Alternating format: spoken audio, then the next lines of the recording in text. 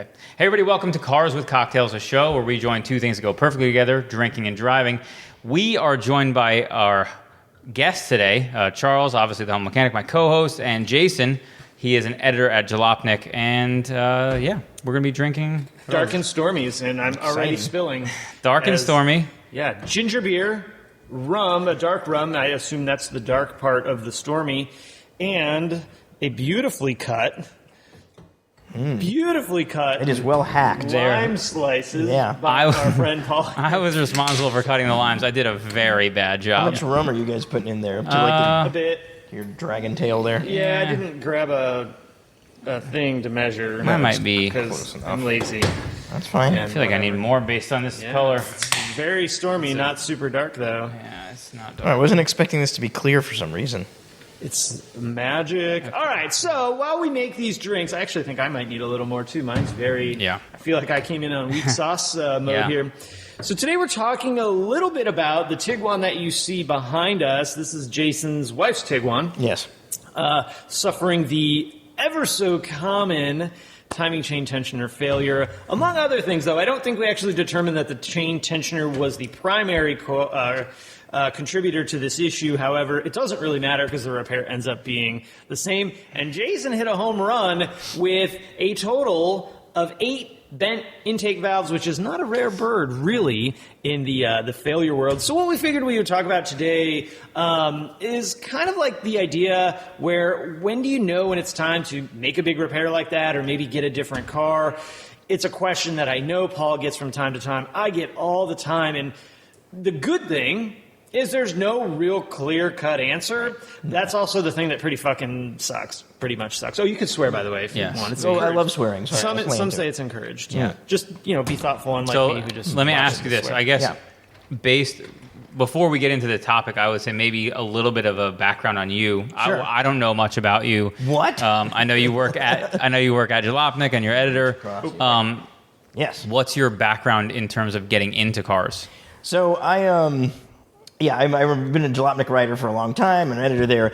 My big things, I like weird-ass cars, and I got into cars primarily, I was a air-cooled guy, a Beetle specifically. Like, grew up around Beetles. They were the thing that first got me excited, and they're like a gateway drug to weird cars, Beetles. Also a gateway drug, I think, to a lot of people smoking a ton of pot. Yeah, sometimes it's a literal gateway. If I know my air-cooled community.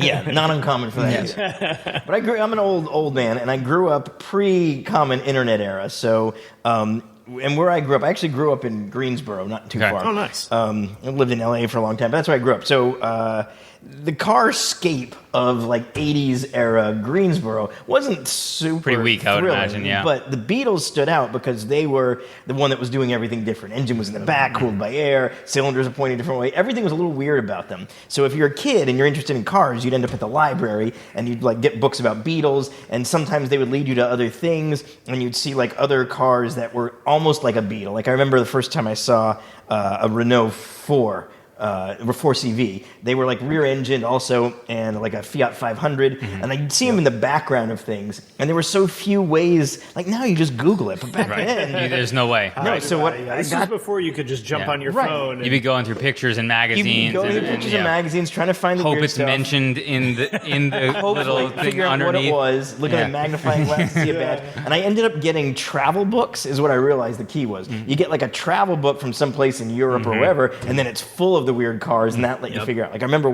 first time I saw a Tatra. You familiar with a Tatra? Nope, never heard of it. Oh, crazy Czechoslovakian car. The Beetle ideas, a lot of them were kind of cribbed from what this guy Hans Ledvinka over at Tatra was doing. VW actually paid them a settlement after the war because Porsche took so many ideas from Tatra. They made rear-engine air-cooled V8s, these gigantic long things with a dorsal fin like a shark. They had 3 headlights. They probably look pretty wild. Oh, they're amazing. They're like...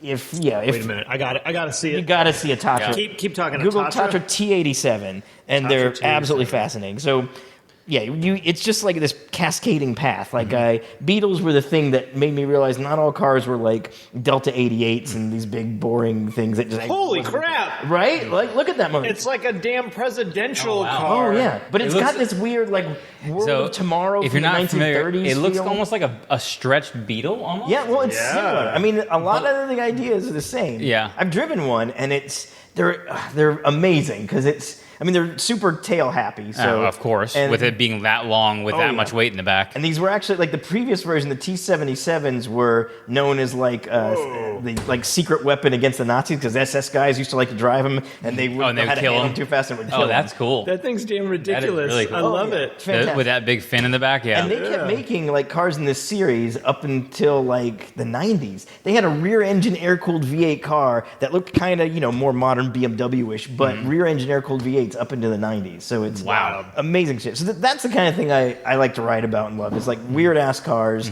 just strange shit. Do a lot of VW, and I like minutia. I like details that are painful that no person in their right mind would give a shit about.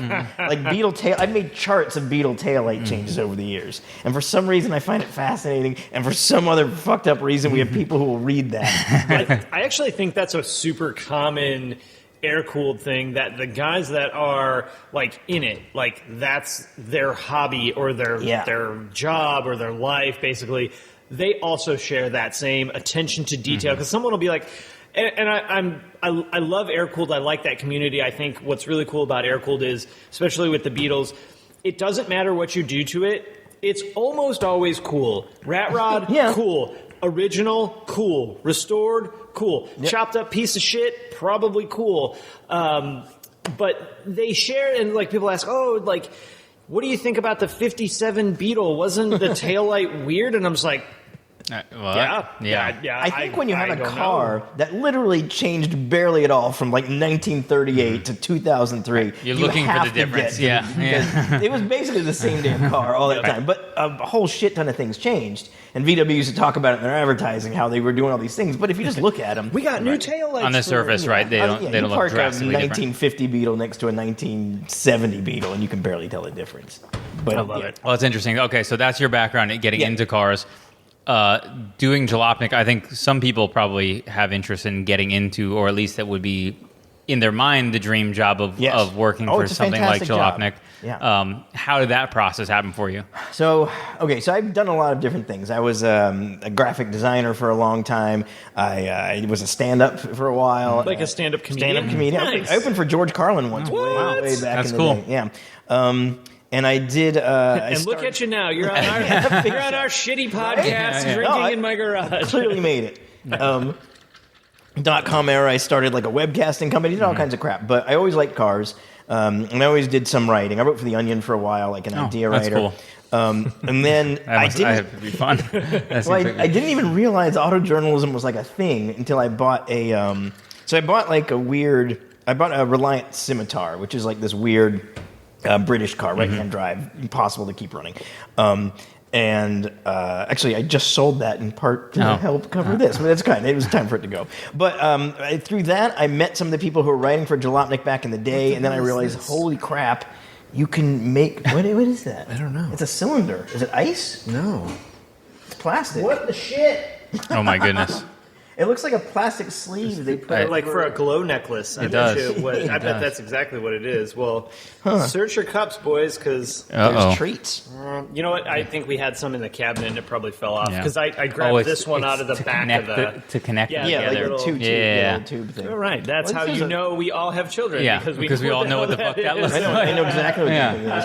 Yeah. And I also know that if you swallow that, you'd probably live because it has a hole in it. Yeah, Like well, a Lego, like the Lego guys' heads, they changed. Hopefully, so they. Have you seen the tops of Lego guys' heads? No, now? do they? They actually have like a little cross. It's a beam, cross, and yeah. it's open. So when your kid swallows it, he's Or your fine.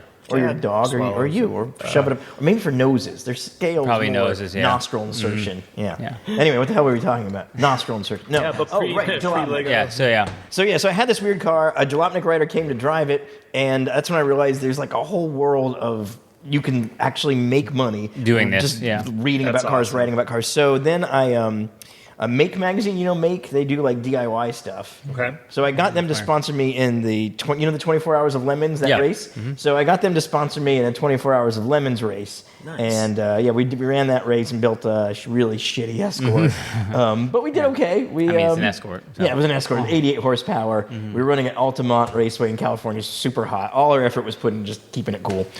And after that, so I wrote for them, and that got a little attention. And then I was teaching at the time in LA. I was teaching design at a high school, and I just hated it. I mean, the teaching is rewarding in its own way, but teenagers are the worst. Oh, they're the worst. They're terrible, and I'm just not the kind of person who all the rules of you can't wear a hat in class. Oh yeah, and just making someone do something that they don't want to do. It doesn't matter. For no reason. Who gives a right. shit? It's just a rule for the sake of rules. And it was just all that shit was just kind of oppressive. And I reached out to some of the people I met through Jalopnik, and I just wanted to see if there was anything I could, maybe do that way. And he hooked me up with a guy to write for Auto Week. So I wrote a couple weekly or monthly columns for Auto Week. Was it weekly? I don't remember. But then we'll go with weekly since it was Auto Week. Week. Oh yeah, yeah. That's true. Not I like Auto that. They can't monthly. put much past me, but And then after that, someone noticed it over at Jalopnik, and over the winter break one year of school, they asked me if I wanted to take a stab at writing,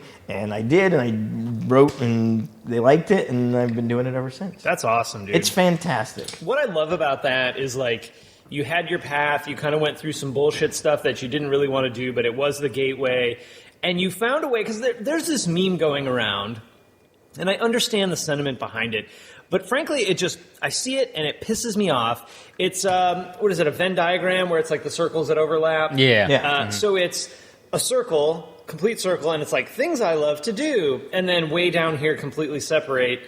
Things that make things money. I can get paid for. I'm you're fucking dumb. I don't really mean you're dumb, but get that shit mindset out of your head, because there's a ton of people, the three of us included, doing the shit that we love and getting paid for it. And man, go for it. If you want to write about cars, and today, holy crap, you can do whatever the hell crazy bullshit you want. There's no gatekeepers anymore. When you were doing it, it was gatekeep. That's it.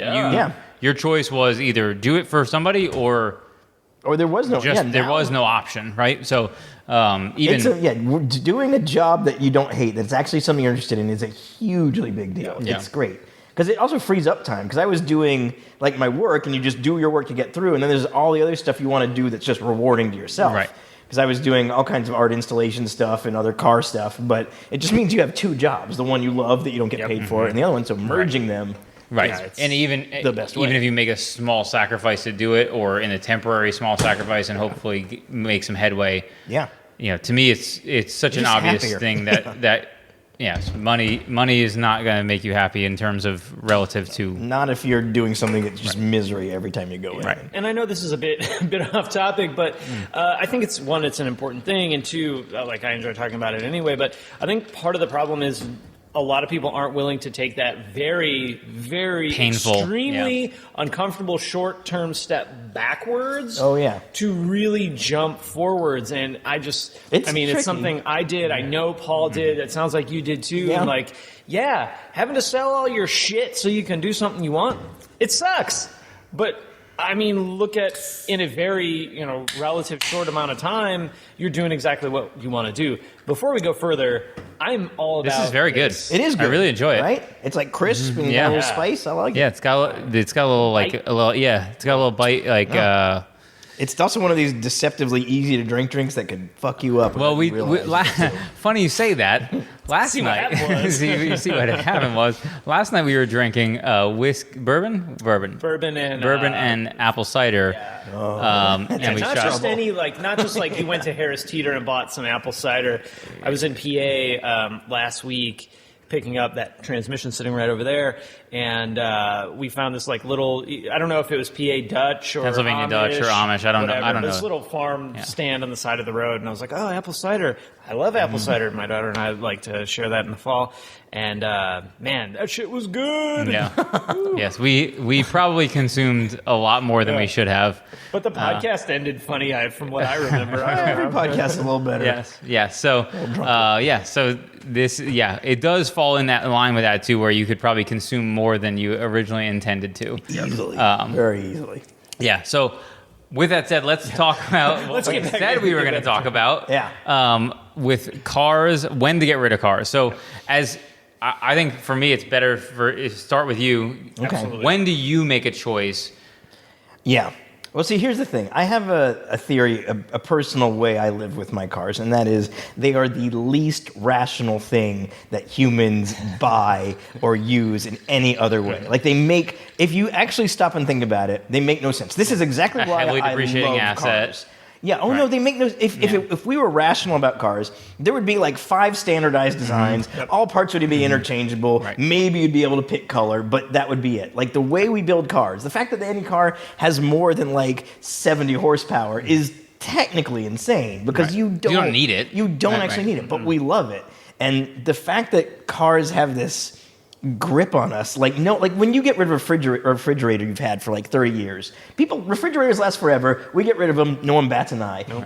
Everybody I know has cried or come close to crying when they've got rid of a car that they've had a lot less time than that. It's not a rational thing. So when it comes to how do you know when to get rid of a car or repair it or whatever, I don't think there's any logical metric that actually makes sense. If there are people out there who claim they don't care about cars, even people who say they don't give a damn about cars, you can find a car they don't want to be caught dead. They also just do haven't care. found the right car. Or they haven't found the right that car. actually very much describes my wife, and she has a few cars she's owned that she's absolutely hated. It's why we can't have another Ford in our family ever again. Yeah. But then like she had this Nissan truck, and she's like, this is the first car that I was sad to trade in. Like, Yeah, I everybody. loved that truck. And it was nothing fancy. It was just a great damn pickup truck. It just doesn't matter. Like, people will develop attachments to cars in ways that are not like the other machines or things that we deal with in life. For sure.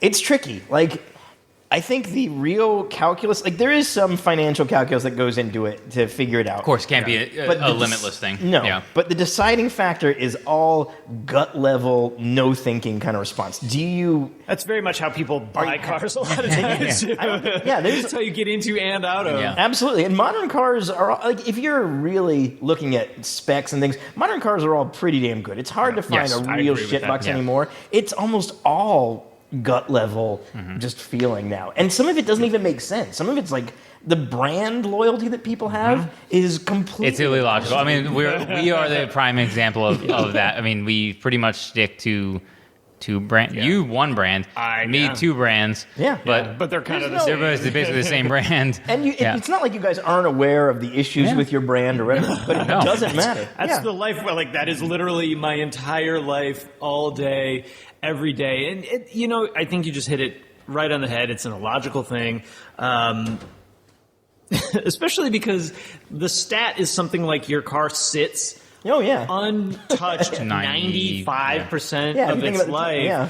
and to spend that much money and have that much attachment to a thing that literally sits almost all the time is absolutely asinine. However, when you flip that around the other side, it is literally one of the most important things in your life too. Yes. It gets you to work. It gets the kids to school. Yeah. You drove, like when I donated my Passat earlier this year, it was sad because we'd had this car. I've had that car longer than any car I've ever owned, 12 or 13 years.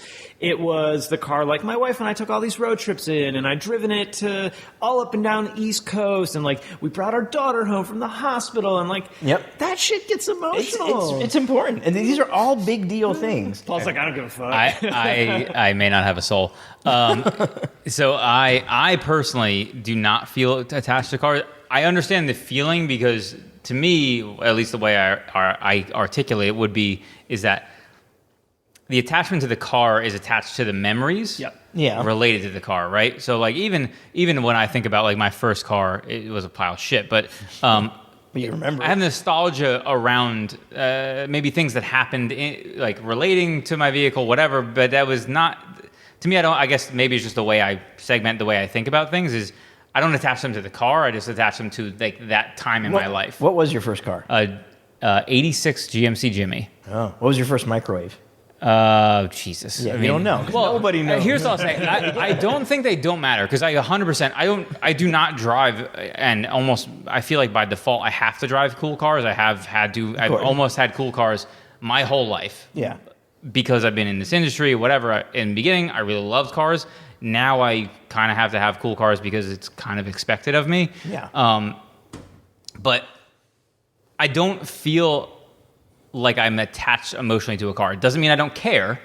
Yeah. Because I definitely That don't. is very important to differentiate between the two. Yeah, it does. I certainly care about the kind of car I drive, what it is. Like, I definitely am not the, like, I could just drive a box with wheels and I wouldn't care. I would care because of all, There's identity tied with cars. Of course. It's closer to Perception. clothing or fashion. Like, there are things there's cars you probably would feel uncomfortable being seen in. Yeah, for sure. Absolutely.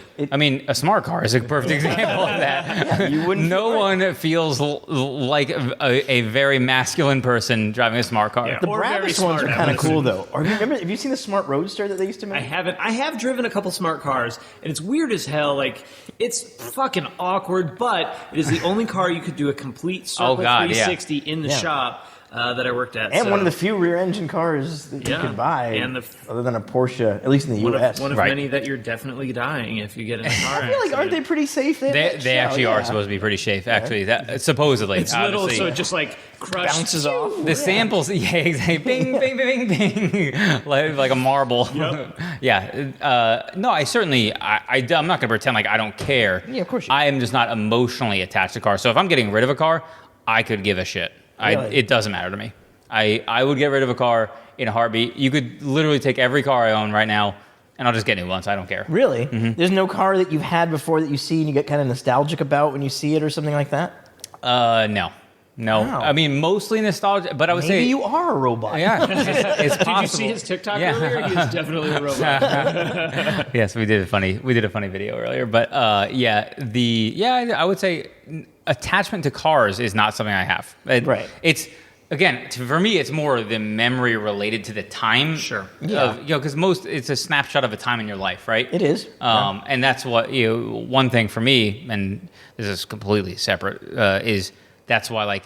We live in an era where you can take cell phone videos of your kids and all that other shit, and you can document things in a way that historically didn't exist. Those memories, they're gone as soon as that. I have more pictures of my kid from 1 week than I do of my entire childhood. Yeah, right, exactly. Yeah. A perfect example is like you might and That's 'cause cameras. your parents didn't love Well, they may I not. don't think any parents loved their kids until like 1990. Yeah, that's correct. Yeah, no seatbelts. They were just That was like, a get out of here, latchkey kid. I don't want to. Same, yeah. Yeah, I remember the point where Coming parents home in started to like give a shit. second grade, and you're like, all right, well, I'm home, and my Yeah. mom will be home in 4 hours. Exactly. Right. I remember. Yeah, I think I microwaved every dinner I had from like third grade to eighth. It's fine. But, that emotional attachment, though, does lead people to make very poor choices on their car because if you do treat it like an appliance, which a lot of people really do, and that's why so many people drive Hondas and Toyotas because they're great cars. They're so good. They do the job They're of reliable transport as shit. really well. They're You know when you uninteresting, go,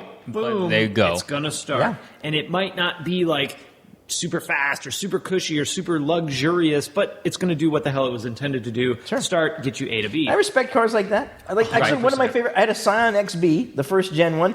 I love that box. car The because box for people who are not but it was familiar. like so rational and utilitarian. It kind of flipped over into being interesting. Also, it weighed nothing. It was kind of fun to throw around. But that, you then don't do the things when you're making these choices with your car that you should be doing, like math and spreadsheets and calculate all the things that you should do. And that really shows when people get to the point where you have to make that tough decision. Do I take my car and put a lot of money into it? And the Tiguan is a perfect example. This is a with perfect what example of happened, all right? of this. Yeah, Yeah. absolutely. We got a car that was a 12, 11, 10? 10. Okay, so it's a 10. So it's 10 years It's old. worth what, $6,000 probably? $7,000 I paid car. right about. Like, I paid Yeah. like 50, like just over 5 Yeah. all the time. Call it a $6,000 car. Yeah.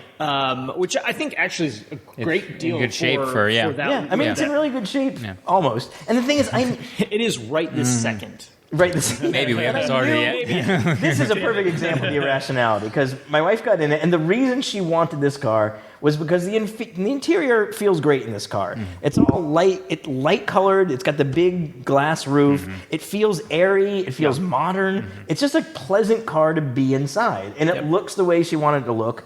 And we looked at a bunch of other stuff when we were looking for like a car for her. And we looked at like Volvos and other things that were as good, but they didn't feel as good as this. And I knew about the Achilles heel in this thing. Yeah, let's go ahead and get through that right away. Because So yeah, how did that whole thing? So you got the car, your wife loved it. Yeah, We had a Tiguan too, so I get it. Yeah. So we were looking at cars. She found like it was like okay, and then this one. Yep. She just immediately liked being in it, liked the idea of it, everything about it. She just liked the car. When did you discover? Was it before or after you bought it? You found out It was about. before I bought it, which is even worse. But after she decided she loved it, it was after she doesn't decided matter. she It's loved irrelevant. it. Anybody Once who's Mama married. decides this is mine. Exactly, and I would have All felt the- like okay. So here's the cars that I drive on a daily basis: the '73 Beetle. I have a 1991 Yugo. I have a '90 Nissan Pal, and I have the old Reliant Scimitar that doesn't work. I don't own a rational car. Right. I don't own a car that makes any sense. So when you put it in that context, the Tiguan fits It's the right best that car. way. yeah. It's the best car you have. So yeah. if I was to, it is by far the best car Yeah. I have. So if I was to try to say no, we shouldn't get this because Right. it doesn't make sense, I would be a colossal Yeah. hypocrite. I literally can't do that. If someone loves a car, that's where the conversation ends. Right. The fact that your wife found a car that she liked that much already, my friends, gentlemen, and ladies that are married or have a significant other, if you're into cars and your partner is generally not, and they find something that they're excited about, you shut your fucking mouth and you buy that shit. You buy that car. Because that's what you do. Or If forget you it. ever want to make an argument for this next stupid ass car you want to buy, you have to do this. I'm thinking like there all the really stupid was crap no I have, like- question. Like she liked it. Yeah. Conversation was done, and then I looked up and realized, shit, this thing has a huge flaw. And then I checked like that database to see, so it's like the chain tensioner. you could run the VIN number, right? I ran the VIN number of the thing because it actually had a recall in hopes like maybe it's been changed, Yeah. maybe it's been changed. It wasn't, and I still didn't anyway. I went into this eyes wide open, knowing it could bite me on the ass, and just hoping I'd take care of it before it bit me on the ass, and I did not. Well, think about it this way. Every person that has ever purchased a boat has done the It's same the same exact thing. thing. It's the same thing, yeah. Or a True. BMW. Yeah. Or any other German car Yeah. for that matter. Yeah, I mean, that's the problem. Like, I've had air-cooled VWs, but Beetle's exclusive. But I've had a bunch of water-cooled VWs, and every one of them has been seductive and wonderful and bit me so hard on the ass. Like, I had a Passat wagon, like a V6 Passat wagon. We got that when we had our kid. Like, we got it. Let's get a rational family car, a nice wagon. It's safe. It's better than. We got rid of that old. Actually, no, well, we had like that Rabbit convertible. Yep.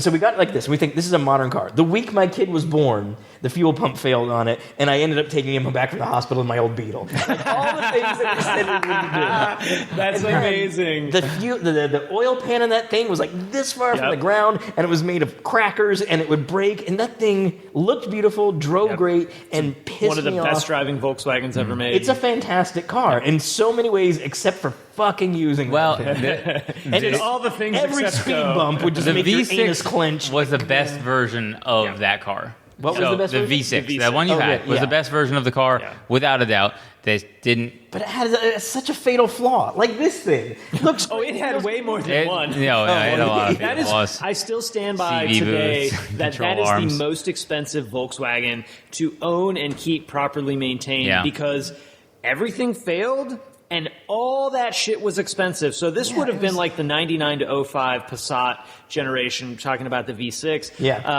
That's the okay. suspension links, it was a 4-link suspension, so it had 2 upper control arms, 2 lower control arms, In and the a front, tie rod. Oh, you had to take all up that front. shit out to get to everything. Yeah. And if one, like each of those links, MSRP from the dealership started at about $150. Usually about $150, yeah. The one that looked like the duck bill, that funny enough was on recall. You probably remember that recall. They were like $60 when they were recalled. When the recall ended, they went up to about $350. Dude, it would cost you, if you bought all dealership parts, it would cost you $2,000 to put a new front suspension. It was punishing that car. ridiculous. CV boots, Yep. water pumps, And it was so like valve cover I was gasket, every other year. tensioner All of seals. it. I was All the patching things. my oil pan with pennies and JB Weld after a while because it kept like after the third oil pan, I was like, "Fuck it, I can't keep replacing oil pan because you had to take off Yeah. the whole bottom Yeah. cradle to get to it." Yep. And I actually had a method for a stupid janky method for using a combination of JB Weld and a coin, and then like a set, like. Please tell me you have a picture of that. I do. I wrote an article about. Text me the picture because I'm going to drop that. It's so ugly and terrible, but because it would seep oil and the JB Weld wouldn't cure, it was like a double layer system where I'd do the initial cover, and while that was seeping, I'd do the cover with the coin after it, so the inside would, like the outside would congeal and solidify. While you needed flex tape, man, and you could just slap it. Oh yeah, slap there it. you With go. flex tape. But it kept happening. Like it was I lived in LA at the time, and the roads are crappy. It was literally impossible to go any length of time without banging that thing on something. Hated it. Yeah, so Hated and loved it. Just to be, hold on. I feel that. You said was it your first kid you brought home from the hospital? I just have one. Beetle? Yeah, You have one. I have one. Brought him home in a. I don't know about you. For me, I remember the amount of anxiety driving home the first time was was ridiculous. like through the fucking roof. Like the most. Oh, yeah. I'm not a worrier as a person, but I remember the first time driving home That from was the on hospital. LA freeways in an holy air-cooled '73 shit. Beetle. My God. I'm feeling real good about driving home from Fayetteville. Yeah, that wasn't the plan. Like we thought we were doing the right thing. We planned it. Oh my God. You know, he had a kid seat and all that. I'm having stuff. anxiety right now. Yeah, just right. thinking about it. Hopefully, this battery under my child doesn't explode. I mean, Jesus. Oh yeah, the battery is. Yeah. Oh, I think I had a piece of plastic over there. Positive terminal. I'm pretty sure. it's fine. We got a fire extinguisher. When It's I was fine. a kid growing up, we fit six people in my dad's old '68 Beetle, and I would ride in the luggage well behind. And the back seatbelt was this. seat. yeah. Yeah. You hold on back there. If the car gets in a wreck, just grab the thing. Don't bleed all over everything if you're going to go through the windshield. So we've done a really good job talking about cars. We've done a terrible job, like Of giving it actually insight. hitting the topic, which I love because that's really how Paul and I roll. Sometimes we nail it. Yeah. Most of the time we veer way the fuck off track. But look, there is no clear-cut answer. And kind of circling back to the Tiguan, we have a $5,000 to $6,000 car. We have a failure that when we're talking about making this repair at like full retail, so if you took it to a shop, $4,000 to $5,000 roughly. you call it Roughly. $4,000. Yeah. I think that's a light The estimate. shop I took this to initially quoted me between $9,000 and $11,000 because they were saying they needed an all engine, they were going right. to do was just swap a new engine in there, Right. and that would be and that's absurd. something, as somebody who, we are oftentimes on the receiving end of people calling us for either the parts or whatever. I get that a lot. We get a lot of like $10,000, $11,000 quotes on a car like this, and you're like, that makes no fucking sense. And there's some people who are just stuck in a position, and I feel like they the problem is, don't know what to do. the biggest problem you run into with people a lot of times is that they have a car payment. Yep. So you have a car that's payment even on a car, Yeah, that you're really your stuck. engine blows up. Yeah, Car's now, worth nothing. The car is worth zero. You can't sell a blown up one of these for. If $1,000 would be amazing. If you got it. $1,000, Right. you found that one person like me. We'll buy them. that's- People like us will buy That's them. going to buy it, flip it, and hope that they like get a couple $100. Right. But a car with like bent valves and stuff, especially something like this in this vintage, It's not is a worth it. $500 Yeah. car. Like maybe $1,000 if it's the fully decked 1,000 out stretching it, right. and perfect. Right. Everything else, but that's very. If it's a rarely the ragged out case. car along with the bend valves, $200, nothing. I just don't nobody want who it. right people like us are just like, fuck that car. I don't want that car. Yeah. Because it doesn't make any sense. So that's the people who I think are always in the worst position. That it's like, Absolutely. okay, what decision do I make? those are probably the people who actually need the car. Yeah. Oh, for their life 100%. the most. They Absolutely. need it the most. And as somebody who owns a shop, when we have these situations, it's hard. sure. You feel bad for people, but now like we can't. What are we supposed to do? We can't business. do You anything. gotta do Like it, yeah. I can't. We're not a charity. I would love to have some sort of funding where we have a 401c3 and fucking fix everybody's car for free, but that's not reality. Right. All you could do is try to advise people on the best choices, and that's what my first thought was when you started going down that road. Is to me, one, go to a shop that specializes in those cars. That alone, huge deal. That alone, because I wouldn't we have won't- gotten that We won't crazy say the quote. name of the shop. Correct. And to be fair to the shop that you took that to, they are actually a pretty well-known local business that they do a good job. They do. If you want to take your car for basic maintenance, or if you have a Honda that needs a CV axle or a valve cover, I think they would do an amazing I job. think they're trustworthy. They just Absolutely. it's not worth their time to do this kind of That and they don't know. So Right. Yeah. we know, Yeah. and if you bring it to our shop, we specialize in VW and Audi. That's all we do. You bring your car like this there, we already know what the right choice is for you. We know that if we pull off the head, You've done this. 99% of the time, the engine's going to be fine. Nothing Yep, wrong. On rare occasions, you could have blown a hole in the piston. Like 2. Yeah, sometimes a valve will break off and jam straight up through the head and actually go through the piston, Which is kind of awesome. Yeah, except it's super cool, except for when you have to pay for it. But but bring it to a shop like ours or any other shop who specializes, and there's tons of them. They're going to be able to give you educated information based on your specific vehicle, the condition it's in, and that type of thing. They've seen these before. Right. They know what they're dealing with, and they also know by looking at the car what else is a disaster waiting to happen. Right. In addition, that's the scary part of always when you spend any kind of money is that you're going to spend it.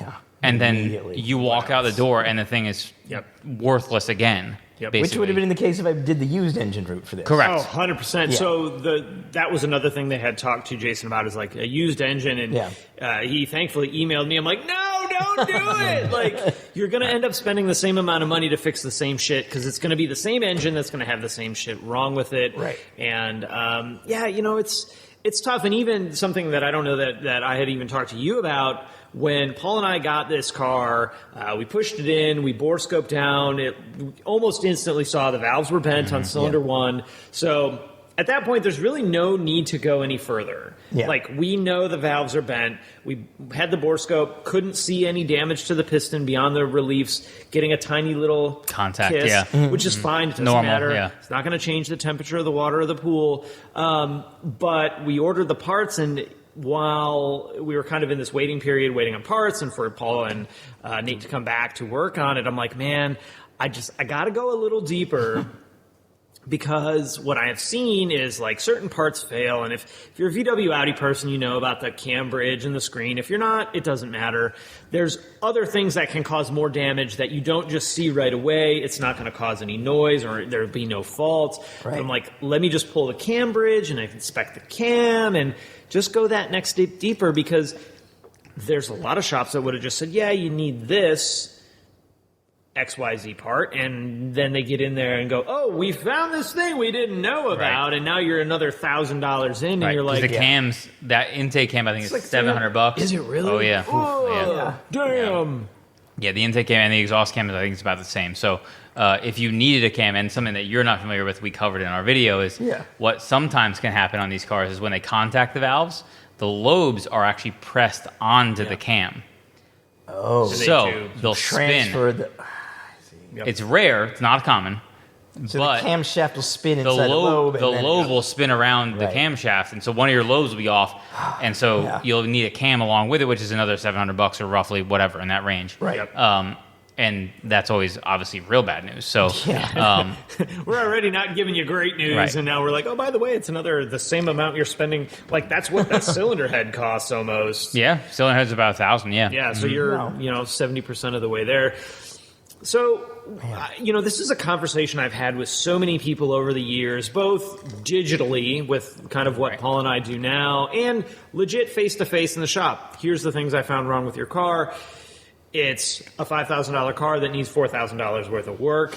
Not to get it perfect, not to make it an amazing new vehicle, to legit just get you so that it can go vroom, vroom, vroom, and you can drive away. Back to driving. That's it.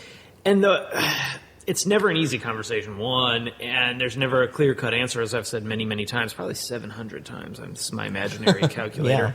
That You have a watch calculator? Yeah, That's cool. That I had a watch calculator back in the day. That was Casio. By the way, did you know, I'm not a watch wearer or any kind of jewelry, but on the iWatch, you can set your phone up and frame videos with the phone watch and hit record. Oh, I like that. I know. Jamie Orr showed me that. I'm like, that's shit, really now I neat. need a $400 watch that I'll never fucking wear. I bought a $7 smartwatch off Wish.com or whatever. That's how to do it. Was it this big? It has a camera on it. It was one Super fraction of shitty the size. camera. It was, But it's terrible. But anyway, by the way, this drink's really good in case you guys couldn't tell listening and watching. We have to look at a few things. We have to look at what is it going to take to get this car perfect, big air quotes, perfect. What is it going to take this car to get it to serve the purpose that you have, getting from A to B? Those are often two different dollar amounts, right? Often we're just going to use generic numbers. Let's say $5,000 car. It's going to be $3,000 to get you back on the road driving with unknown consequence down the road. It's going to be $6,000 to get it perfect. Even with that $6,000 perfect, that doesn't guarantee that on the way home you're not going to hit a pothole and bust a wheel and break a rotor or something like that. So we take these two kind of different figures and we look at, what do you owe? Is that a loan? Let's say it's paid for, so we don't have to worry about that. If you spend $3,000, or what did I say, $2,000? $2,000 on this car, you're going to get a car that's going to do A to B. You also know all the other problems that are at least known common things. If you could sell that car for $500 and get something else for $2,500, where does that leave you? Does it leave you with a car that's going to be mad reliable and no problems and like this great vehicle? No, because it's a $2,000 damn car and it's probably going to be... It's just a different set of... It's a new set of problems, right? It's a different turd in the same toilet bowl. Which, if you're not familiar, always have cars inspected before you buy them. Never, ever buy a car without having it inspected. Pay the $100 that any shop's going to charge you to do a purchase inspection. We had a customer actually not that long ago came from, I think, 6 hours away or something to buy, it was either an B7 S4 or RS4. I can't remember. It was RS4. And he walked away from it because it was a shit show. And he wasn't prepared for all the shit that was wrong with it. But the alternative to that is you don't get it inspected, you buy the car, now you're on the hook for all the shit that's wrong with it. Yeah, and that is another place where taking it to, we are in the VW Audi world, but this applies across the board. Yeah. Take it to a shop, dealership, independent shop, don't care, that specializes in that brand. Because I guarantee you if that dude took that RS4 to a regular Joe's shop, average across the board nationwide chain, they probably wouldn't have found. They'd be like, nope, stamp of approval. Yeah, wow, this see is you really later. Awesome. You should Out the door. A compression check. Right. And, whatever. Yeah, and probably wouldn't even gone that far. Probably been like, your tires are good and your wipers are fine. Let's sell them a power steering flush and then zip them on down the road. You definitely get it inspected. But there is a point where if you spend the same amount of money to buy another car, are you going to end up with something equally reliable? And a lot of times the answer is no. Right. So a lot of times that $2,000, it does legit make more sense. It sucks. It fucking hurts. Nobody wants to do it. Nobody wants to pay $1 to fix broken shit on their car. But it makes more financial sense in a spreadsheet using math, which does not have emotion, to make the repair versus sell it, give it away a lot of times, virtually anyway. And get something else with a complete battery of unknown issues. And again, going back to this car, and I think in your situation is knowing the circumstance of this car and what's going to be required for what you to fix it. People are going to be scared of that and want to walk away from the car knowing that, I had this major problem, blah, blah, blah.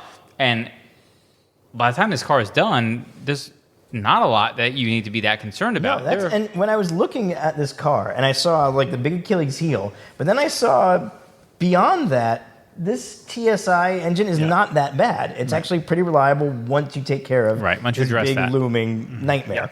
But now the nightmare is taken care of, and the rest of the car is in pretty good shape, and she likes it, and I feel like this was the right decision for where I am. I totally agree. Yeah, but I could understand how for people it might not be, but in this case, it's I think you're completely right. Like, I think people can get super scared by going to a generalist mechanic that's just going to not really understand every nuance about these kinds of cars and suggest the guaranteed fix of like a new engine, and it just seems catastrophic. And let me pause that thought for you right there. That does not mean in any way, shape, or form that the place you took it, and this is not what you're saying, but I know there's a ton of people out there thinking this, that does not mean they were trying to rip him off. No, I don't think so. Not at all.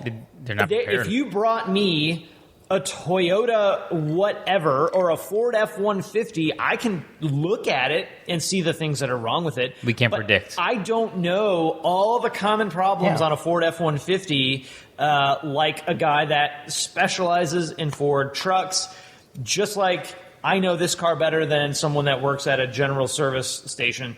Just because they quote this really high quote, which I'm like, Jesus, $10,000, that's insane. That's what a new engine would cost, though. It's a very accurate estimate, by the way. Does not mean they're trying to rip you off. No. They just don't know the nuance of that vehicle. And I would be in the same boat on something outside of my brand. I think that's the big takeaway here is go to someone who knows specifically. Because that's the thing with modern cars are not, or actually any car, really, they're not, you can't take them as like a general group. There's so many individual things about each car that a specialist is just going to know so much better and give you so much better information. There's also this perception of crystal ball that I think people believe you have when it comes to being, even when you are a specialist and you know that brand in and out, that when you fix their car, it means nothing else could ever happen. Right. The amount of times I've heard, so if I spend this $1,000, are you saying nothing will go wrong? Again, I'm like, that's not how that shit works at all. Nope. That's not how reality In fact, quite the works opposite. at all. I promise you there's other shit that's going to break. What it is, when it's going to happen, how much it's going to cost, I don't know. I don't have any damn idea. But don't put that on me, Ricky Bobby. Right.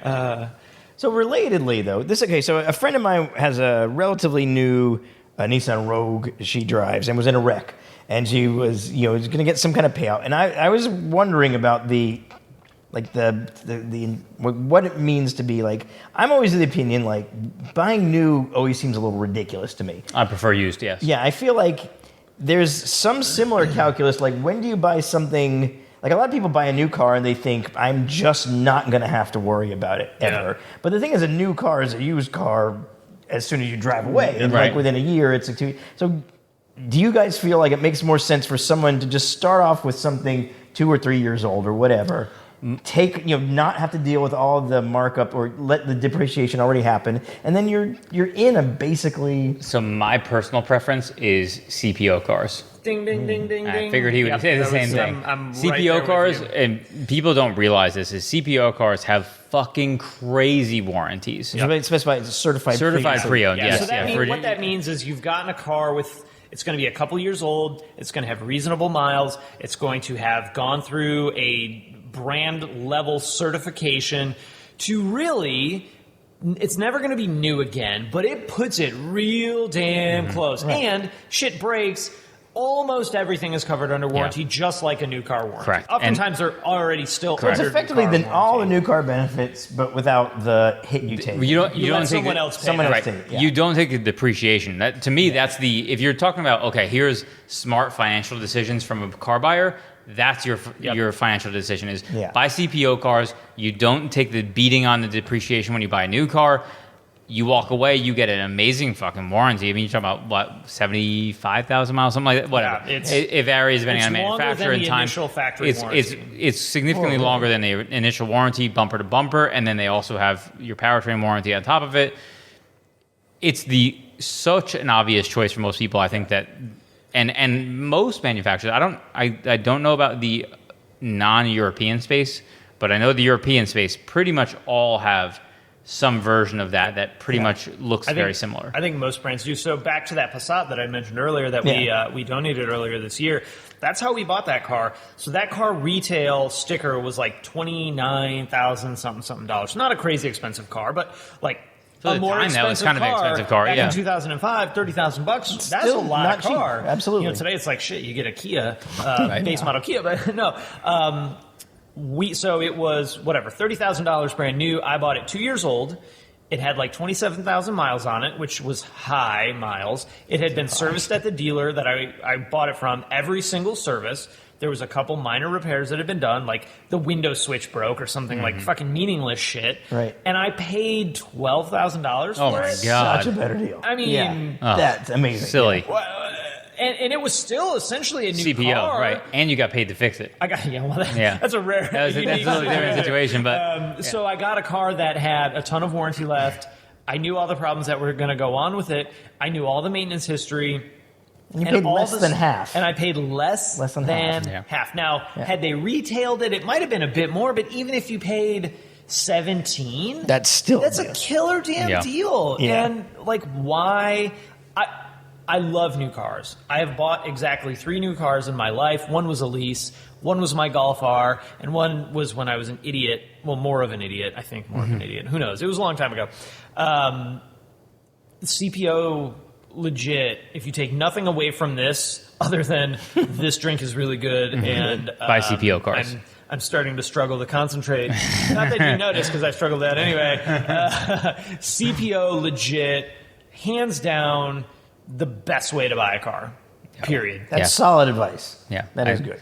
I think CPO cars are the smart way to buy, and I always, the emotion is always what scares me when I hear people talk about emotion related to cars, because even at our shop, I don't interact with our customers, but I'm aware of all things going on, and I mean, we had a customer who had a Mark 1 TT, and she was emotional about it. Yeah, it was a convertible that was ragged out. It needed a top. Yeah, it had so it needed a convenience module too. It needed a convenience module because they leak into the well where the convenience module is located. It didn't run when it came to us. We got it running, then we found it had stop leak in the engine. It was just like everything that you could imagine that was like, oh, those are really charming God. cars, though. That first gen of TT is. Yep, I owned one. Yeah, I owned a really, Mark 1 TT, and we tried to talk this woman out. Our advisor tried to talk her out of like, do not repair this car. Well, we'll do it for you if you want, but. I feel like for her, she could have just moved laterally to a less shitty TT. She 100% could have, but she the problem bought a was brand new TT. the problem is that she was emotional about that specific particular vehicle TT. related to And her take son, some pieces off it whatever. and put them on an identical And same year TT. Ultimately, Transfer and your that's the way we felt, was like, listen, you could go buy, for what you're going to pay us to fix this car, you could go buy a nicer TT that doesn't have these problems. It may not be perfect. It's probably not perfect, actually. But it'd be better than that. But it's better than this because like the seats were ripped up. It had a water leak. You put a list of things, and it was just like, I didn't feel good about taking their money, but it was like, listen, we have, if you want us to fix your car, we'll fix it for you. Yeah. But I always hated those two where you're like, we don't recommend doing it. This is not the right choice. Yeah, that's tough. Financially. But you can't argue with someone's emotions, right? So they are what they are. Can't make people make the choice that you want them to make, right? So for a car like that, where there's still examples around, I feel like that's a special. It's especially hard because they really could have. 100%. It's completely irrational. But it is irrational, but it was related to, hey, this is a nostalgic thing. Yeah. I think to me, the way you're different is you like really weird cars. I do. So if they're, they're very rare. And so if that car is not, you have to get rid of that car. Yeah. There's not another one of those that you could just that's usually the issue. You just go buy. They're also all shit boxes. Right. You come in knowing it's not so when something's broke, you're like, of course it's fucking broke. Yeah. Why wouldn't it? That's what they do. Yeah. I get weird when it's not broke. That's when I'm nervous. It came from the factory broken. Actually, I did buy my first new car this year, but it was a $930 car I bought off Alibaba. Which That's is so cool. Yes, I have to check that out. I'm very interested in that. That's a fascinating vehicle, actually. It's got a backup camera. That's the amazing thing. How does that $930? With the battery is like $1,200, and then there was customs and stuff, so it was like $3,000 by the time I got here. But the vehicle itself, duty with and all that shit you batteries, gotta pay, a $1,200 brand new car. I mean, granted, 1.1 horsepower. Top speed of like 23, but it's like a real fast golf cart. It's like a fast golf cart, but so much better than a golf cart. It's got a radio with an MP3 plug-in, wipers, lights, got a light bar and a roof rack and pinion steering. Like it's got a differential. A real differential. That's right. I showed you. Yeah, that's cheaper than a golf cart, probably. Honestly. Oh no, I've checked golf carts are like $6,000 for one with nothing. Yeah, like a decent golf cart. Yeah. Yeah. Now longevity, it's hard to know. I won't know longevity, but I'm gonna. We'll find out. Yeah, find out eventually. I take this thing to the grocery store. I do errands in it. You do. Yeah. If you accelerate into traffic, is it terrifying? No, it's gradual, and I live in like a college town, so there's plenty of legally I can drive it on any street 35 miles an hour or speed limit below, right? And there's plenty of like 20 mile an hour streets where honestly you're in like people the perfect place for that car. Though, people really. just aren't driving that fast, right? Everybody in that town, honestly, in like Chapel Hill, Carborough, everybody in that little town could drive one of these for 80% of what they do, and it would be totally Well, fine. that circles all back to we buy cars for really stupid, dumb reasons Absolutely. that we don't need. Yet we do it and we love it, and Yeah. some of us justify our stupid purchases and then Well, you spend make more careers money out on of it, stupid so things. you can justify all of them. Yeah, dude, I'm Captain Justify. Pretty much Yeah. anything you want justified. If you ever need help, just Yeah, reach out to you for some justification. I'm your guy. So with that, I think we have think done a that's good. really great job of giving you some terrible advice on Yes. not by no. I actually think that was pretty helpful, and more importantly, awesome chat with Jason, who has just the weirdest cars. Like I'm googling like, what the hell is this thing he's talking about here? So really rad stuff. I will link up, of course, or Paul or I, one of us will link up to that article about this one. Also, there'll be a video about this car and kind of the story behind it. And I'll have on a- his channel. Showing yeah. some cool stuff over on my channel at Humble Mechanic. I'll have a follow-up article which will embed both videos and talk about my idiocy and how my ass was saved by these guys here. There's never a piece of content that does better than, wow, I was fucking dumb. Yeah, oh yeah. Oh, that Go was ahead, great. and lay it on me. 'Cause I even said Here it. come the I told you so's. Don't forget to, if you would like to listen to the podcast only, you can do that as well. This is episode, I don't know, 15, 16. Who A knows? bunch. It's episode something in the double digits, so I'm feeling pretty rad about too many that. of these in to know the number.